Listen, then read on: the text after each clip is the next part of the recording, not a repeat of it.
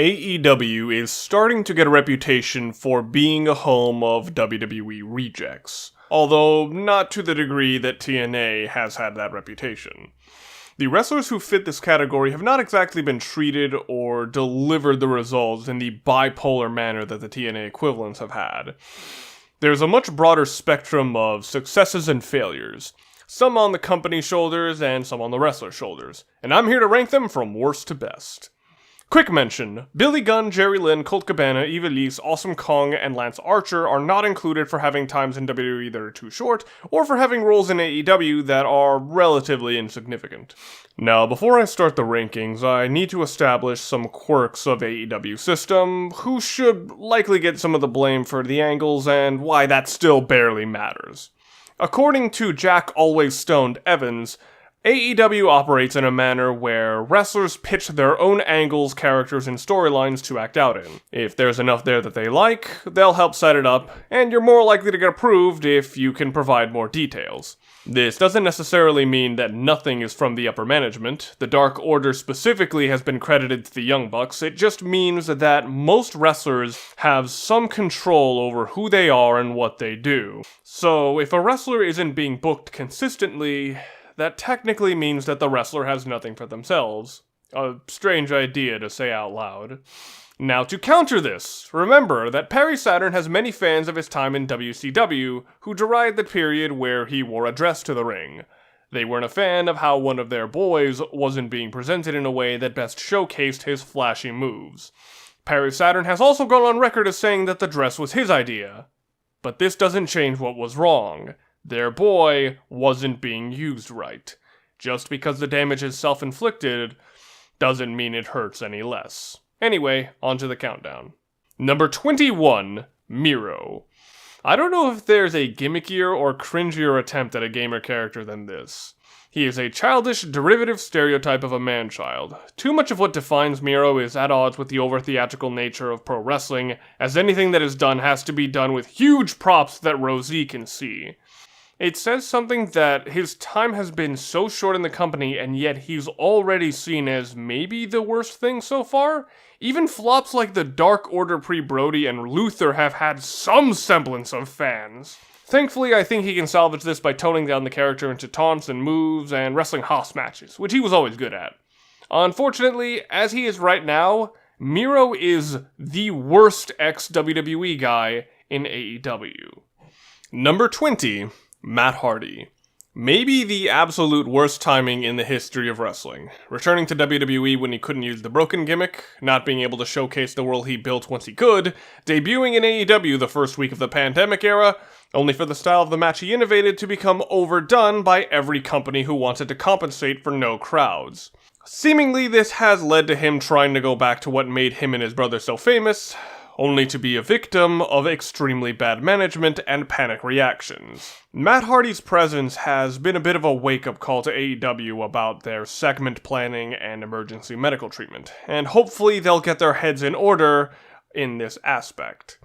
Despite all this, he's surprisingly protected, in a manner that harms the credibility of other wrestlers. It's bad enough that Matt's normal matches aren't to the exciting and entertaining levels as before.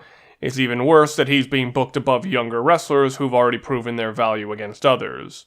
I don't know how Matt Hardy's last few years of his career should go on, but whatever he's doing right now needs to change. Number 19, Leva Bates. Good old Blue Pants. The pairing with her and Peter Avalon makes some sense in theory, but unfortunately they highlighted each other's flaws rather than covering them up. Their librarian gimmick felt underdeveloped and overcommitted. It just didn't click. I think they might have worked better if the company had intergender wrestling, but as it stands, Leva is basically the lowest rung women's wrestler in AEW. Number 18, Jim Ross. There's a conspiracy theory that Vince Russo was sent to WCW to sabotage the company. I wouldn't be surprised if there was also a theory like that for Jim Ross. Jim Ross has given brief moments of gravity for certain main event matches, but for most segments, he pretty much does nothing but bury the company, undermine the wrestlers' gimmicks, undermine the athleticism of lesser-built wrestlers, and show no interest in them. He is probably the most damaging presence on the show, as his commentary actively feels like it's trying to tell you to tune into NXT. If he's saved for coaching and the main events, he'd probably feel as grating. Number 17, Jake Hager. Jake Hager is very well protected in AEW, it's just that his work in AEW is trash. His matches are boring and he's only entertaining as a compliment to Jericho. I get that he brings legitimacy to AEW thanks to his MMA career, but he just doesn't know how to integrate that to his matches in an interesting way. Keep him as a bodyguard, keep him away from singles matches. Number 16, Vickie Guerrero. She's a bad fit for Nyla and too much of a WWE-style heater. I respect that she's still trying something different, but it's not working, and her presence is only hurting Nyla. Number 15, Shawn Spears. Shawn's decision to go heel and reject the more crowd-pleasing elements of his time as Ty Dillinger is respectable, except he didn't really change his wrestling style far enough to make this work. He's still a reliable source of okay to good matches, but they still haven't found anything that worked as well as his 10 gimmick. Other than losing to the Rhodes brothers, Shawn has been booked as a reasonable threat, it's just that he's always expected to lose the big match. Unfortunately, he's AEW's equivalent of Hiroki Goto, without any tournament wins to his name. He'll need something more than a pervert glove if he wants to get out of that rut. Number 14, Matt Sydal. He's been regularly featured, he's somewhat protected, he's given the time to show himself off, but that barely matters, because he had possibly the most unfortunate debut in the company's short history. He's actually in a good spot, it's just that it will take a long time for the sting of his debut to go away. Number 13, Brodie Lee. Brodie Lee's time in AEW has been one of the most mixed of any wrestler. His introduction brought a lot of interest to a stable most had already written off, and it did an excellent job of presenting him as a star. Unfortunately, his debut happened at the start of the pandemic era, so what could have had a legendary reaction was met with silence. He was slowly built up in stale matches to challenge for the title, ultimately losing. The match, however, was seen to have saved his run, as it was really damn good and he was protected with the finish. His character work during this time has also come under fire as simply another shot at WWE from AEW. Remember, Brodie may have come up with the idea for the dress, but the source wasn't the problem. While he feels different from his time in WWE in promos, his TV wrestling still feels like a WWE TV match, lacking the calculated brutality of his previous time on the indies. That was until he fucking murdered Cody for the TV title, giving one of the most memorable endings to the show, and he barely defended the title before losing it back to Cody. This is the unusual rhythm of Brodie, lots of very good mixed with lots of very bad. Worse now is that the faction he's leading is really starting to feel past its sell-by date. When there's a pissed-off sports team, a gang, evil foreigners, and narcissists pissing everyone off, how is a cult supposed to stand out? Brodie is in an extremely awkward position. He was brought in to save a faction, couldn't reign for long, and now feels redundant. Not helping is his slowly encroaching age and injury rate. While he's been booked okay, he hasn't necessarily done a great job of getting himself over in the build-ups, either as a character or as a wrestler. At the very least, I'll give Brodie credit that he's done as much as he can to separate this run from his time as Luke Harper, and feeling like something that he couldn't be elsewhere. Number 12, Tully Blanchard. Tully's shortcomings on AEW are mostly down to the format of current wrestling and the wrestlers he's tied to. Managers are best for succinct interviews and relatively short matches, which AEW is overall lacking. Tully is also tied to a wrestler who hasn't been as well presented as he should be. But when Tully's needed to bring the fire to his promos and bring some sense to the uncommitted, he's fucking brought it. Tully's value seemingly is ready to climb now that FTR are likely to become more aggressive and focused, and his contributions to the company will hopefully only get better. Number 11, Jake Roberts. Same as Tully, but I think Jake is overall more relaxed when it comes to the absurdities of his surroundings, and he's a greater complement to Lance Archer. Not as potentially valuable as Tully in the long term, but a better complement to his wrestler. Number 10, Arn Anderson. Arn strikes the best balance of credibility and collective wisdom. He's protected enough to where him being attacked feels like an event, and he's still good enough to deliver some chilling promos. Number 9, Justin Roberts. He's a little too indulgent in the wrestler's gimmick, but he does his job well, and it feels like he's allowed to go 100% into everything he does. Number 8, Cody Rhodes. One of the founders, Cody is a bit of a Triple H when it comes to self-indulgence, but not full Jeff Jarrett. He's consistently booked to be important and featured like a main eventer, even more than some titles and champions. Unlike Triple H, though, he isn't hogging the main event spot or main title belt. Usually, he's attempting to elevate a lower title or escalate a feud. His presence is a big part of why the TV title actually feels like something that should be chased and valued. I think he'd be less divisive if he was less frequently on TV, much like Triple H. Now, for someone who's at least as respected as Cody, you'd think he'd be higher. But it isn't just Cody now, is it? Actual number 8, Cody Rhodes and Brandy. Brandy Rhodes always has to make her presence felt. I have never seen such a consistent kiss of death for programs quite like Brandy. First real storyline angle with the women wrestlers? Of course it's Brandy! Then it dies. Tag team tournament highlighting an array of unseen women wrestlers? Of course Brandy gets the TV match before the tournament starts. Then it's off TV. For someone who's a 5 out of 10 in every category except looks, she is a black hole of value whose presence can consistently be better utilized by someone else. Angry Brandy has some legs though, and I think she's an okay manager. Number 7, Chris Jericho. Jericho is the wrestler whose influence in AEW is the most overwhelming. Besides Cody, no wrestler has been as consistently featured as Jericho. He is the wrestler who brought the most visibility to the company, but it often feels like he's using his time as an earthly vacation.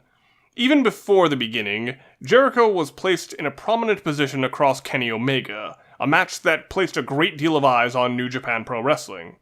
Now on a more accessible network, he brought a history of wrestling and character to a new company and carried himself like a champion. As he has the best sense of history and prestige, he fit well as the inaugural champion, founding his own stable, performing consistently, and keeping himself over. His indulgences at this stage felt more like the right of champions, that he was abusing his position on top for his hedonistic and egotistical desires.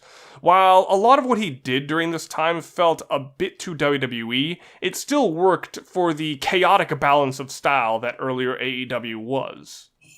After dropping the belt, he has seemingly gone out of his way to be in the most amount of gimmick matches of any wrestler on the roster. You can partially blame this on COVID, but everything he's been attached to after dropping the belt has strayed further and further from the strengths of wrestling, almost warping the entire show into a mix of a circus and Saturday Night Live. Compared to Matt Hardy, who uses these gimmicks to circumvent wrestling, Jericho revels in the unconventional in an attempt to redefine what wrestling even is. His antics definitely have their audience, but it may be damaging the reputation of the company. A lot of fans who tuned in to see Jericho might have wanted to see the cutting edge of Jericho, or athleticism that Jericho is starting to lose. Remember, most fans don't care who came up with Saturn's dress, all they know is that they don't want their boy being used this way. It's not a great look that the most prominent historic wrestler is turning himself into a bit of a joke. Still, Jericho's time is at the very least extremely memorable. He's helped shape the unique identity of the company he's in and has basked in every ounce of freedom that the company gives him, for better or worse. Number 6. Trent. Trent's time as a junior wrestler in Roppongi Vice and heavyweight tag wrestler has helped tone someone who used to be a bit bland and featureless. Hence why people forget that he was a WWE wrestler for 4 years. Trent is more credible than you'd expect in AEW, hanging with main eventers Moxley and Omega in long matches in which he looked good. His pairing with Chuck Taylor and Orange Cassidy makes him one of the more flexible wrestlers on the roster, able to work lower card, mid card, and potentially main events. Trent feels like he has a new lease on his career thanks to AEW, and has a lot of upside as a wrestler who could always work up to his opponent's level. Number 5. FTR. FTR is a bit strange to rank. Their actual presentation and booking makes them out to be one of the most credible wrestlers. Guys who feel straight to the point and as ungimmicky as possible. In a world of cartoon tag teams, they feel like real guys who could kick your ass. That being said, the format of Dynamite has hurt them. Their style of wrestling works best with lots of short matches where they win decisively, as opposed to lots of medium-length matches where they outsmart their opponent. It's off-putting to see methodical tactics that take too long to work used before a match-ending play unrelated to their main plan. I also feel like some of the non-wrestling segments have hurt them by highlighting their fan side of wrestling, which doesn't really mesh well with their tough guy style. However, they have been booked well in the sense that they feel like a top tag team. They've beaten multiple other top tag teams, and have had some of the most well-regarded matches of the year. And even though it doesn't exactly gel with their normal style, I actually like that they take clever and unusual routes to beat their opponent, surprising the audience while still making sense. Tully has also been a huge help, giving a proper central voice that fits their no-nonsense style.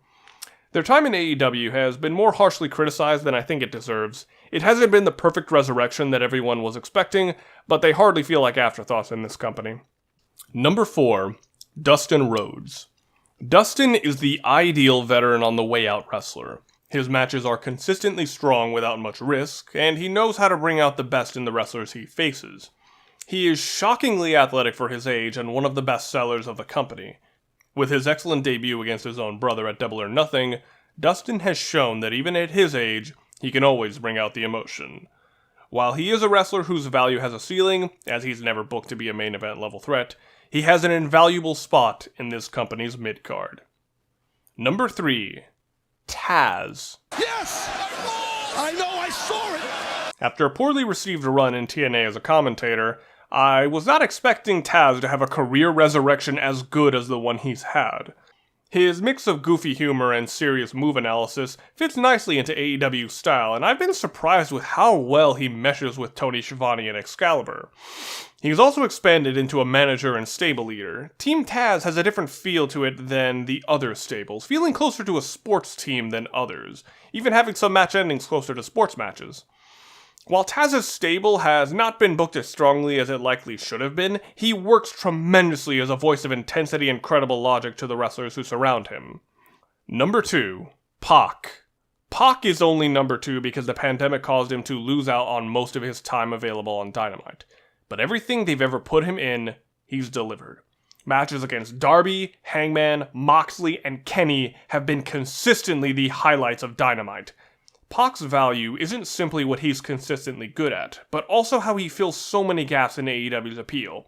He can speak with malicious intensity. He looks unbelievably ripped. He can do the craziest moves while making them feel appropriate and motivated, and perform all his moves with the greatest of ease. With Triángulo de Muerte reformed and him taking more of a tweener role, I feel like he's in the exact right position to be right alongside all the top guys. Number 1, Jon Moxley. I don't know if anyone else from WWE will ever top the value that Jon Moxley has given to AEW. He has the ability to wrestle completely different styles, taking from his opponents of past, present, and future, and constantly evolving his storytelling.